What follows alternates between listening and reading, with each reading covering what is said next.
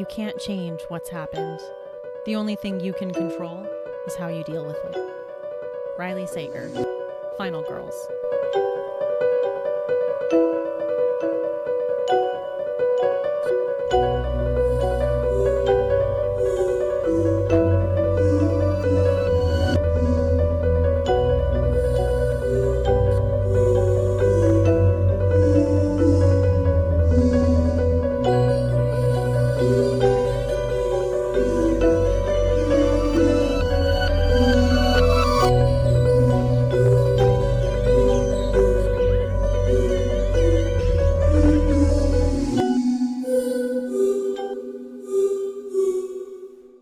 Welcome to Books in the Freezer, a podcast dedicated to the deliciously disturbing world of horror fiction. I'm Stephanie. And I'm Devin. And today we have a special episode for you. We have the opportunity to speak with acclaimed New York Times bestselling author Riley Sager. We're discussing his novels and his love of horror on this episode of Books in the Freezer.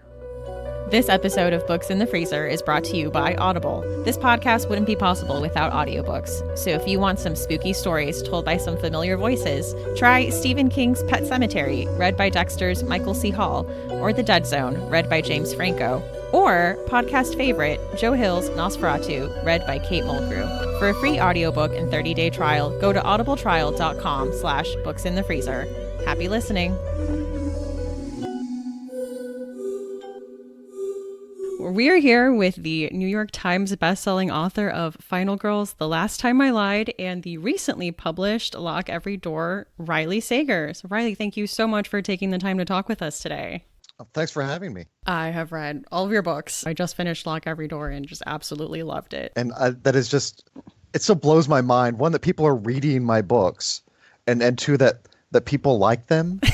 I have the lowest self-esteem of any writer, I believe. And so there's always this imposter syndrome going on where I'm like, you can't possibly like my book, can you? Really? And so it's always cool. Well, we do. Well, I wanted to talk a little bit about Final Girls, and the story itself, is a big ode to the final girl trope in horror. So were you a fan of slasher movies growing up? Not growing up. It wasn't until college when Scream came along. And I'm dating myself, I know. But yes, Scream happened, and I didn't consider myself a horror fan. I was always a Hitchcock fan. And, I guess Psycho is horror, but The Birds is horror. But I sort of considered them different things. Mm-hmm. And so when Scream happened, I just thought, for some reason, I desperately want to see this movie. And it was scary and funny and so smart, and it didn't talk down to the audience. To me, it was just this wonderful roller coaster ride. And so after that, I then started to seek out the classics. I went back and watched Halloween and just fell in love with it. And there was that boom in the late 90s where there were all like there was the urban legend and the I Know What You Did Last Summer. Oh God, yeah. All of them. Yeah, I went to all of them. And so that's kind of where it started. Oh, man, I loved the 90s slasher. So do you have a favorite final girl, you think? No disrespect to Jamie Lee Curtis, but probably Sidney Prescott. That's understandable. Devin's hurt a little bit by that. Nancy. It's all with Nancy. Nancy Thompson, man. Freddy Krueger. I don't like those movies. I'm sorry. Ouch. Oh, no. I'm sorry. I'll see myself out. It's a common story. That's one thing I really loved about what Scream did for horror in general. It made it kind of meta, it made it self-aware, and brought out like a huge new audience to it. So it's cool hearing, how you yourself came to it from that perspective. And I still understood the jokes. Like, without having seen these movies, I still knew what the references were. And that shows that pop culture, horror just infiltrates pop culture. Whether you watch these movies or not, about Laurie Strode and about Freddy Krueger and Chucky. Oh, definitely. And so with Final Girls, what was the first part of the story that came together, or the thing that sparked the idea? It was Halloween. I was watching Halloween on Halloween, as one does. And just, it got me thinking about these slasher flicks and the Final Girls and how they always end on a pseudo happy ending. You know, the final girl survives and hooray. But all her friends are dead. Yeah. She is traumatized for life. She's scarred physically, emotionally.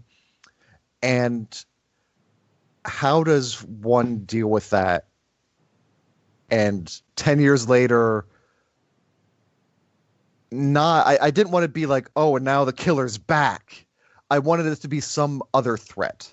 Mm-hmm. So it was sort of like Quincy's past kind of blowing in to threaten to topple her carefully constructed existence. And once I sort of had that in mind, I just ran with it. And it was very fun to kind of create not a slasher flick, but sort of a sequel to a slasher flick Right. that no one has ever seen. Yeah. Yeah, it's an interesting concept. Yeah, or when the final girl doesn't get killed off at the beginning of the sequel. That's what happens in every Friday the 13th movie. Yeah. Yeah, and I hated that. Yes. So speaking of Friday the 13th and camp, I do want to ask if that is what influenced you to do a camp setting for The Last Time I Lied. Oddly, The Last Time I Lied was inspired by two things. The plot of these girls going missing was definitely sort of Picnic at Hanging Rock. Oh, okay. I liked the idea of, because that book and the movie have so many layers. It's about their sexuality and this headmistress and just the not knowing of what happened to these girls, and it just struck me as being very ripe for a retelling in a newer, modern way. And the idea of the camp came from, and I swear to God, I'm not making this up, The Parent Trap. Yes, I am so happy right now. God, no. We did a camp episode and I told Devin like how that is one of my favorite summer camp movies of all time. The original or the Lindsay Lohan version? I grew up with the Lindsay Lohan version. For me, it's Haley Mills all the way. There you go. I can palate that much better. Okay. I'm okay with this. So people hear that and they're like, The Parent Trap, really? I'm like, yeah. And the thing about The Parent Trap is it's this family fun movie and it's all happy and hijinks ensue, but it is literally like one incestuous relationship away from being VC Andrews. Like, these parents don't tell them that they have a twin sister. I've never considered that. Oh my God. It's all messed up. If you think about it for like just like 2 seconds beyond like the plot, it's like, this is messed up in every way. Yeah, I mean, your whole life has been a lie. And like, what kind of an arrangement is that? It's like, you take one, I'll take one. We'll just pretend they never existed. Yeah, and then the girls just like switch places and they go back to their parents, and it's all lovey-dovey, like, oh, hello, Dad. And I would have been like, Dad, you bastard, what? What? Like, Yeah, why didn't you pick me? yeah, exactly. Yeah, it is pretty dark when you think about it. I was going to say, it does actually sound like it should be a horror movie when you just look at the premise that way. But it's not. Oh my God. I'm waiting. I'm waiting for someone to do it. I have a newfound love of The Parent Trap. Thank you, Riley. You're welcome. That's what I'm here for. For the parent trapessance. Oh, we got far away from that question. But so I did think that summer camp with campfire tales and ghost stories, that just sort of added to the atmosphere of the whole book. And so you take missing girls a la Picnic at Hanging Rock, put them in a Parent Trap summer camp, tell some ghost stories. That's just a great combination. So oddly, Friday the 13th never like came into my mind. I did want to ask, so you write thrillers that play with horror themes. How do you feel about the distinctions between the horror and thriller genre? I like that I'm sort of, I have one foot in each of them. Mm-hmm. That's very fun to me. And it was completely unintentional. Like when I came up with Final Girls, I was intending to write a psychological thriller. And then because of its subject matter, a lot of people sort of put it in the horror category, and I was really happy with that too. So it's nice to be both, best of both worlds. But I do think there is a distinction. I always see that like thrillers are things that could actually happen or have happened in the real world. Like, there might not be too many Gone Girl situations out there, but it's plausible. Whereas horror is, to me, something that is beyond the realm of normal everyday possibility, and therefore it's more frightening. Okay, so the paranormal element, the supernatural element, is what makes the distinction between the horror and the thriller? Yeah, but not just paranormal, but just the idea of, like, there's nothing particularly paranormal about Get Out. True. But it is just on the I can't think of a way to phrase it, just over the edge of believability. Like, they're doing stuff with their brains, like they're transplanting brains, and so that sort of gives it a sci-fi horror aspect to it. And so that I do think it is appropriately labeled a horror movie. Okay, so also, well, this might be a weird reference. How about like the Human Centipede? Okay. Oh gosh. Because I mean, technically, like that science doesn't work out. You can't link three people together like that and have them survive for a few days. They'd be dead within like a day, right? Right. So that is a horror movie. Okay, that's an interesting. Yeah, I like that. So you have to suspend your disbelief more. I think so. I always see it like I say this a lot, and I honestly don't know if I came up with it or I read it somewhere. It sounds too good to be something I came up with, but I say that horror is sort of, there's a tear in the fabric of reality, just a little bit, that anything can happen. I really like that distinction. Yeah, that is a good quote. It's like just enough to not be in reality, but still familiar and still like conceivably our world, but not. Right. It's just a little bit off of what could potentially happen in real life. So, Riley, Lock Every Door has a bit of a different setting than your other two novels. Is there any specific reason for getting out of the woods for this one? I didn't want to repeat myself too much. With Final Girls and Last Time I Lied, they're very, very different books, but they're also very similar in that a cabin in the woods plays a very big part in both of them. There's a flashback structure. There is a slightly unreliable narrator. And so I wanted to get away from all of that, lest people think that I was a one-trick pony.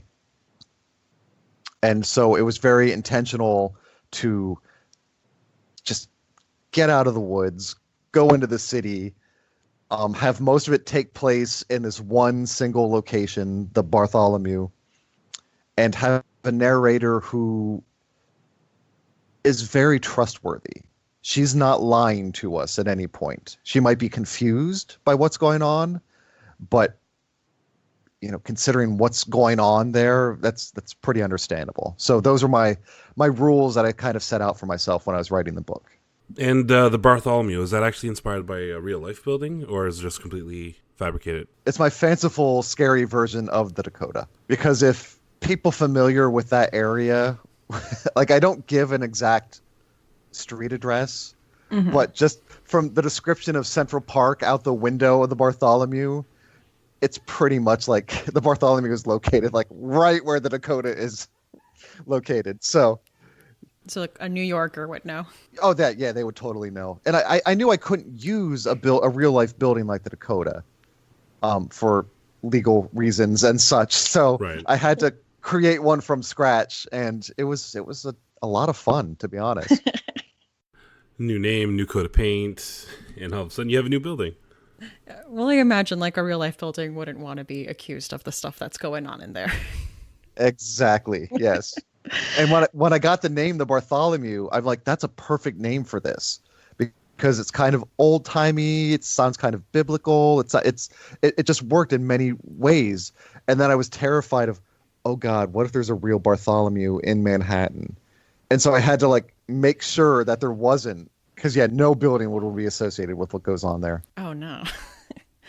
And I wanted to ask about the book's dedication. So the book is dedicated to Ira Levin. Do you want to tell us a little bit about that? This was my loving homage to Rosemary's Baby. The book is phenomenal. The movie is phenomenal. And I really wanted to do my version of a similar story, not to replicate what he did or remake what he did, but sort of take this idea of a young woman moving into this old, glamorous, sinister building with untrustworthy neighbors, encountering horrible things. That just really appealed to me as a writer to do that. And so it was kind of like a love letter to Ira Levin, because he would take these quite outlandish ideas, yet give enough reality to them where they weren't so outlandish, where you could almost believe that these things were happening. And, you look at Rosemary's Baby and the Stepford Wives and even, Sliver, which I can't say is a very good book at all, but it really captured the idea at its very earliest of being spied on and technology used to invade people's privacy. I can definitely see all of those elements in the book. And one thing that I enjoyed about it was that I understood Jules's motivations. Like during the book at the beginning, when they're describing everything and her situation, I was thinking, I would also take this opportunity. I would totally do it. Yes. Yeah. Like I knew that because I've seen enough horror movies. I read enough of these books, and I know that readers would be, at the first sign of trouble or weirdness, readers would be like, "Girl, you get out of there." And I needed to come up with many reasons why she had to stay. And so one of them was her financial situation, which was rock bottom. Definitely. Like it was one of those things I'm like, this seems too good to be true, but at this point, like she doesn't have a lot of other options. So it felt very believable. Yeah, she really didn't. If I was in that situation, I'd take that job in a heartbeat. I did have a question from one of our Patreon supporters, and we kind of mentioned a little bit in talking about the other books, but they want to know what some of your favorite horror movies or shows that have been an inspiration for writing books. Oh yeah. Halloween, Scream, Rosemary's Baby. I would love to be as brilliant as Ari Aster is. Like Hereditary messed me up. Loved it. And I don't think I'd ever be able to write something as dark as that, or as disturbing as that. The Haunting of Hill House, that both the original film and the recent Netflix version, I loved. And there are some ideas that have already been taken. The writer Ruth Ware, her upcoming book is sort of a variation on The Turn of the Screw. And it's so creepy. I loved reading it. And it's like, it's a modern retelling of The Turn of the Screw, and just it's called A Turn of the Key. So pretty on the nose there of a title. And our previous co-host Rachel wanted to know what inspired your decision to write under a pen name. I get asked this a lot because it seems very cloak and dagger and very mysterious. And when people knew that Riley Sager was a pen name, and when Stephen King tweeted about Final Girls, it set off this whole weird chain of like a guessing game. And like I saw like there were Reddit forums trying to guess who Riley Sager was. Like it's its wife, right? No, I bet it's one of his sons, or it's and I'm like, no, it's just me, a dude in New Jersey, sitting on my couch in sweatpants right now. Hi. But the answer is that publishing is weird.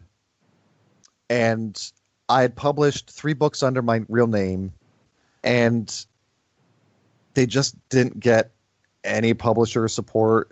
They didn't get any notice. Very few people read them. And so just the sales were really, really in the toilet, to be honest. And I knew that I could keep writing books under my own name and it would be the same result. And I came up with the idea of Final Girls it was the book I wanted to write, and it was sort of a new chapter of my writing career. And so I sent it to my agent, who loved it and said, "This is going to be your big breakout best-selling book if we do it under a pen name." Yeah, that was like a rebranding of sorts, right? Like your old name had a bit of a baggage from the previous releases, and you want to separate from that. Exactly. Yeah, she said that, quite rightly, we send this out with your name on it.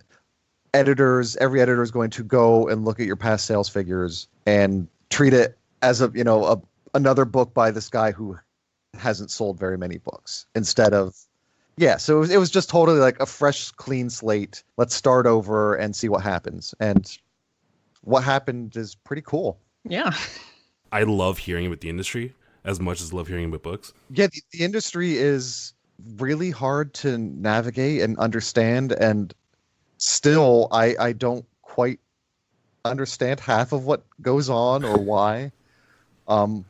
At this point, I just sort of do what my publisher tells me to, and it's working out okay. So I guess it brings me to this question: How does one feel when they hear that Stephen King is talking about their book for the first time? it was just surreal in every way. One, because it was so unexpected. One, it was 6 months before Final Girls came out. I didn't know he had a copy. I still don't know how he got a copy.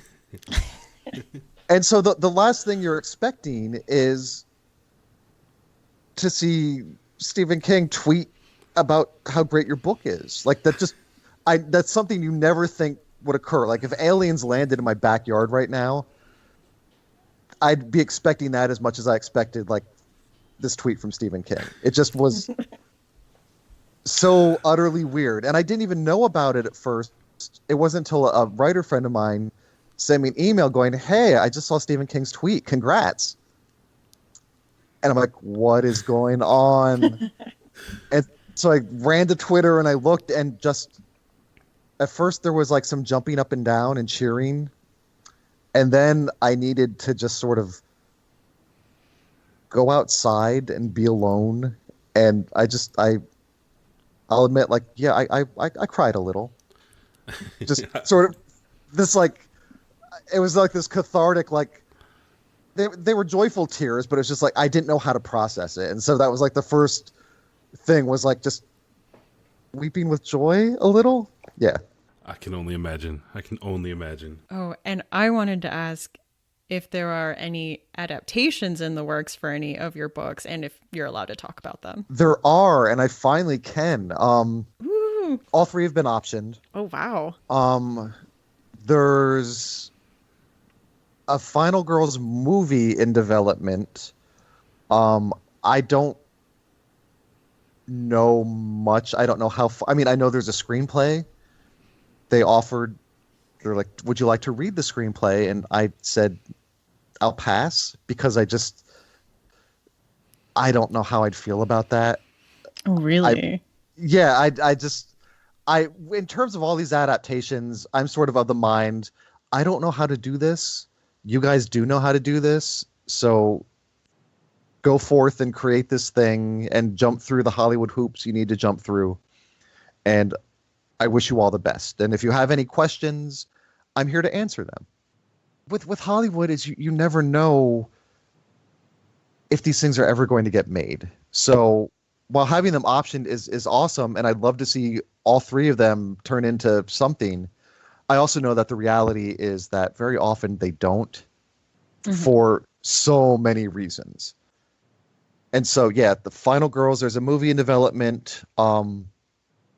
Last Time I Lied was optioned by Amazon to be turned into a TV show. And yesterday, the big news was finally announced that Paramount TV and Anonymous Content have optioned Lock Every Door, and they're developing it into a TV series with some of the people who did True Blood. Oh, wow. Nice. Yeah, that's awesome. And that one's exciting to me because I do get to play a little bit more of a part in what happens. So that's that's kind of exciting. So that one's I really hope happens because I'm excited to see. Like I know what they have in mind for it, and it's really cool. I wonder if they would film it at the Dakota. Then I'd finally be able to get inside. Like that's. I'm obsessed with the Dakota, and one of my dreams is just to be inside the Dakota at one point in my life.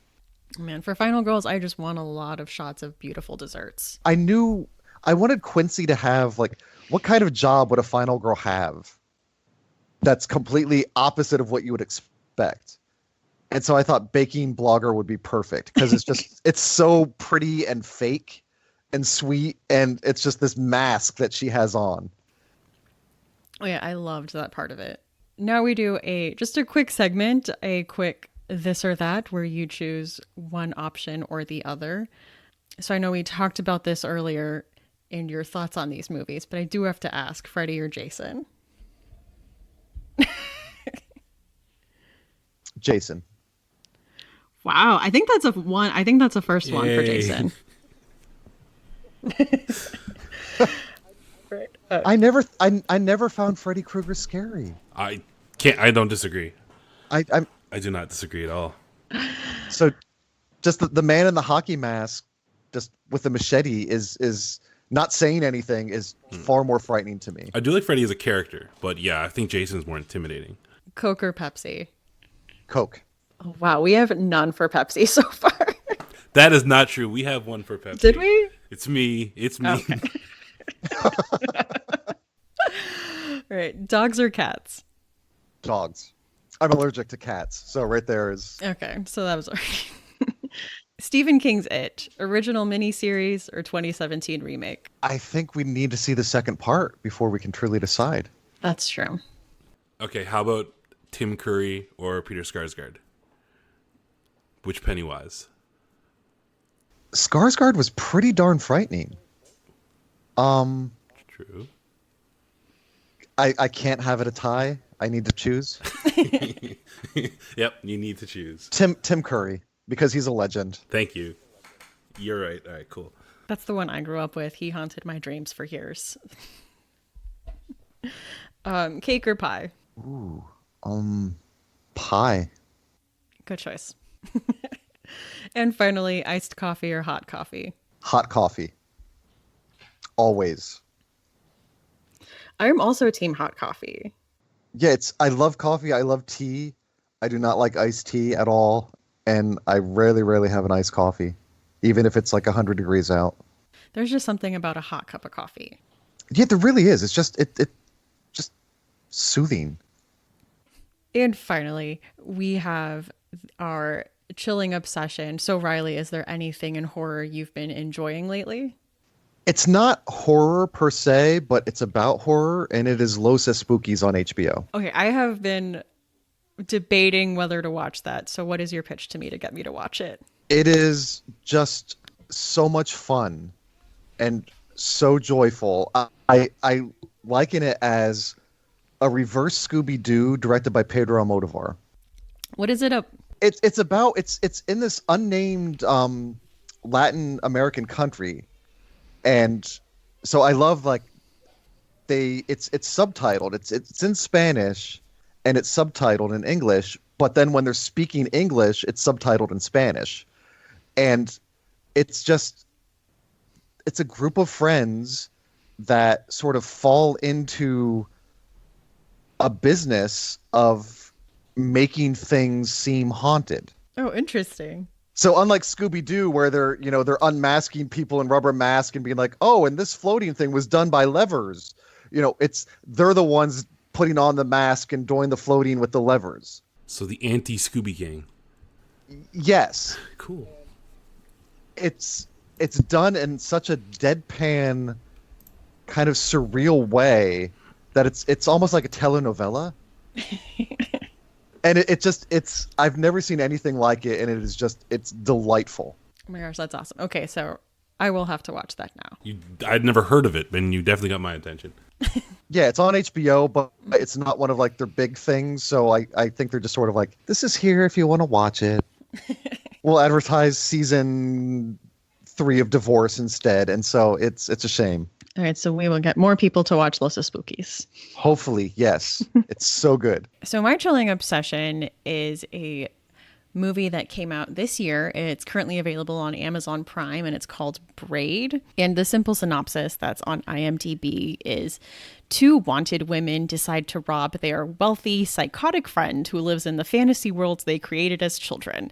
To take the money, they have to partake in a deadly, perverse game of make-believe. And this movie is a little off the wall, but I absolutely loved it. So yeah, essentially that's what it's about. It's about these 2 friends, Petula and Tilda, and they're on the run and they owe a drug dealer money. So they have a friend who lives in a giant mansion by herself in upstate New York, and they know that she'll give them the money, but they just have to go on with this game of make-believe that they created when they were children, where Daphne, that's the friend that lives in the mansion, and Petula is her daughter, and Tilda is a doctor. And so it's this like very high stakes game. There's set rules that they have to go by, so everyone must play and no outsiders allowed. This movie had so many gorgeous scenes. There's a lot of the imagery that's like kaleidoscopic almost, and you can see that a little bit on the poster, but I loved this movie. It was full of unlikable characters, and I love movies that explore darkness in women and complicated female friendships and, you know, in this case, very strange dynamics. There's a little bit of like a gothic sensibility with these women running around this like giant house, and I don't think this is a movie everyone's going to love. The ratings on this are all over the place. And I will say this is something that, because you're dealing with, you know, you're constantly like coming in and out of this like make-believe game, it does play with like what is reality. And I don't know. I just like absolutely loved it. Like I said, it's on Amazon Prime, and that was Braid. And that brings me to my chilling obsession, which is going to be another video game. Steph, did you play Nintendo when you were a kid? Like 64? No, Nintendo. Do you know the game Duck Hunt? Yes, I did play that. Well, my chilling obsession this week is a game called Duck Season. It's a game that came out in 2017 for VR only. It just got released in June for regular PC, which means I was actually able to play it now. So it's 1988. And you were a kid, your mom comes home, and she has rented the game Duck Season. It's a one-night only rental, and you are pumped. So you put it in, you play it, and in-game, you like it's like a VR version of Duck Hunt. It has the dog, it has the ducks, it's the screen on the bottom is all the same, so it's literally you're playing a VR version of Duck Hunt.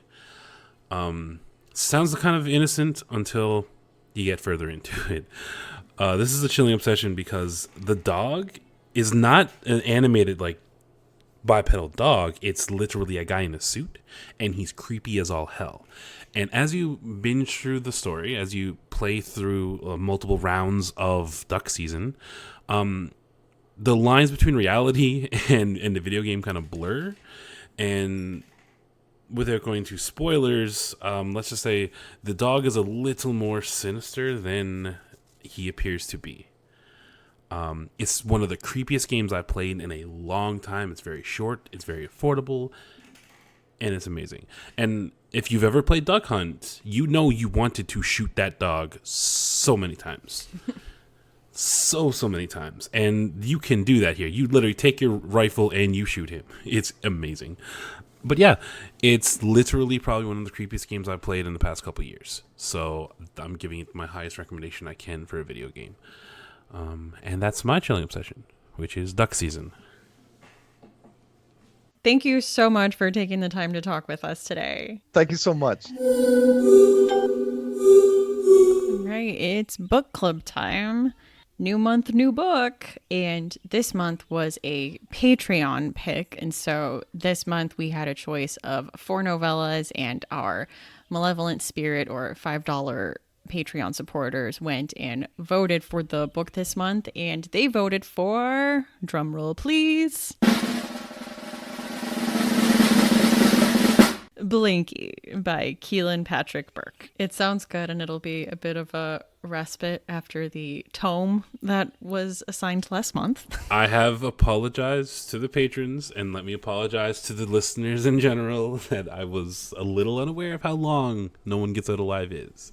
But I don't regret picking it because it was an okay book. Yeah, I'm really excited to read this. I really enjoy Keelan Patrick Burke as a writer, and this is one I've been wanting to check out, so I'm excited to check it out with everyone and see what everyone's thoughts are on this. A synopsis for Blanke is: in the wake of his infant daughter's tragic death, Steve Brannigan is struggling to keep himself together. Estranged from his wife, who refuses to be inside the house where the unthinkable happened, and unable to work, he seeks solace in an endless parade of old sitcoms and a bottle of bourbon. Until one night, he hears a sound from his daughter's old room, a room now stripped bare of anything that identified it as hers, except for her security blanket, affectionately known as Blanke. Blanke, old and frayed, with its antiquated patchwork of badly sewn rabbits, with black button eyes, who appear to be staring at the viewer. Blanke, purchased from a strange old man at an antique stall selling baby clothes at a discount. The presence of Blanke in his dead daughter's room heralds nothing short of an unspeakable nightmare that threatens to take away what little light remains in Steve's shattered world. Because his daughter loved Blanke so much, he buried her with it. Dun, dun, dun. So yeah, very dark. But very high ratings. This is a favorite among Keelan Patrick Burke fans. This is actually going to be my first Keelan Patrick Burke. I'm excited to see what you think of him. Look, I'm actually kind of excited about the length of it.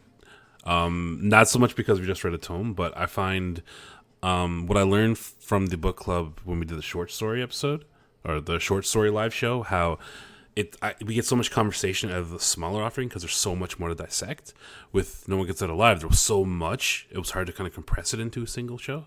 So I'm pumped for the conversation around this one. Oh yeah, that is available on Amazon if you want to join in. And we, of course, as always, have the Goodreads group available for you to join in. I'm not going to separate it into chapters because it's fairly short. So just when you're done reading the book, you can go up there and see what everyone's thought of the story and chime in with your thoughts and have a discussion with everyone. Yeah, so the live show that we put on at the last Sunday of every month, that is for the patrons. But, to participate in the book club, all you have to do is pop over to Goodreads. People are in there chatting it up, sharing their thoughts, and it's just an all-around fun time for everyone. Join us, Danny. And as was mentioned in a previous episode, we have started myself and Rachel, our previous co-host, and a few other people on the book reviewing horror side of YouTube, known as BookTube, are doing a read-along for the summer. And so for this month, we are reading Kill River by Cameron Rubique and Anya Alborn's I Call Upon Thee. And so if you want to join in with that, you can type in Bloody Beach Read Along on Instagram or Twitter, and it should connect you to everything that's going on. We have an account on Twitter if you want to follow along. In August, we will be reading Kill River 2 by Cameron Rubique and Krista Carmen's short story collection, Something Borrowed, Something Blood-Soaked. So if any of that sounds good and you want to join in on the read along, feel free to do so. We all are on social media. Books in the Freezer is a bi-weekly podcast. We post episodes every other Tuesday. You can find us on Twitter at BooksFreezerPod, on Instagram at BooksInTheFreezer. You can send us an email at booksinthefreezer@gmail.com. Show notes for this episode and all previous episodes are at booksinthefreezer.com. We are on Patreon at BooksInTheFreezer. We did have some new 5-star reviews on Apple Podcasts that I was very excited about. Yay for 5-star reviews. So the first one is Spectacular and Spooky from MBB0711. Started listening a month ago and couldn't help but binge the backlog of episodes. I love how the hosts have diverse interests in horror and give great reviews. Love this podcast.